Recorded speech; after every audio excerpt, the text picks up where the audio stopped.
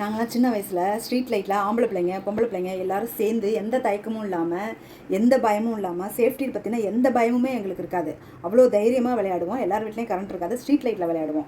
அதே மாதிரி ஸ்கூல் விட்டு வீட்டுக்கு வரும்போது ஒரு 3/4 கிலோமீட்டர் டிஸ்டன்ஸு பஸ் ஸ்டாப்லேருந்து வீட்டுக்கு வரும்போது அந்த 3/4 கிலோமீட்டர் ஒரே ஒரு ஸ்ட்ரீட் லைட் தான் இருக்கும். இருட்டில் இருட்டாக இருக்கும், அவ்வளோ இருட்டாக இருக்கும். 8 மணிக்கு டியூஷன்லாம் முடிச்சுட்டு வருவோம். இந்த இந்த இருட்டில் அவ்வளோ ஒரு சேஃப்டியாக ரொம்ப பாதுகாப்பாக ரொம்ப துணிச்சலாக தைரியமாக வருவோம் வீட்டுக்கு. அதே மாதிரி அம்மா அப்பாவும் தைரியமாக வீட்டில் விட்டுட்டு வேலைக்கு போயிட்டு எப்போ வேணால் வருவாங்க. நைட்லேயும் ஒரு 8 மணி வரைக்கும் வயசு பொண்ணுங்க வீட்டில் தனியாக பாதுகாப்பாக இருந்தாங்க. ஆனால் எனக்கு கிடைச்ச அந்த சுதந்திரம், எனக்கு கிடைச்ச அந்த பாதுகாப்பு இப்போ நம்ம பெத்த பிள்ளைங்களுக்கு இல்லை. யாரையுமே எவ்வளோ பழக்கப்பட்டவங்களாக இருந்தாலும் பொம்பளை பிள்ளையை நம்பி விட்டுட்டு போக முடியல. எவ்வளோ நெருங்கின உறவுக்காரவங்களாக இருந்தாலும் அவங்கள நம்பி பொம்பளை பிள்ளையை விட்டுட்டு போக முடியல. அவ்வளோ அநியாயம் நடக்குது. பொம்பளை பிள்ளைக்கு பாதுகாப்பே இல்லை சுத்தமாக.